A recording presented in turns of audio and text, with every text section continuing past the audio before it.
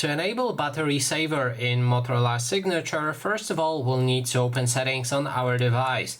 Next step is to scroll down, and here we need to find the battery options. Enter them and then look for the battery saver on the top, which should allow you to turn it on right here with this switch, or you can turn it off again with this switch.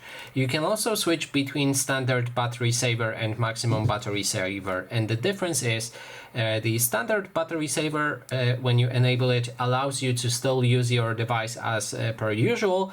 Only a few settings will change. The maximum battery saver will restrict basically most of the processes to save battery on your phone.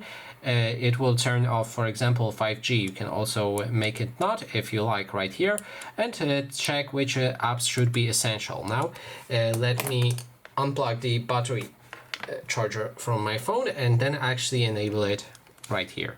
So as you can see, the maximum battery saver really impacts what we can do. So we can only access those few apps that we've selected, where when we enable standard battery saver, we'll be able to use everything but still save some battery. And that is basically everything. Thanks so much for watching.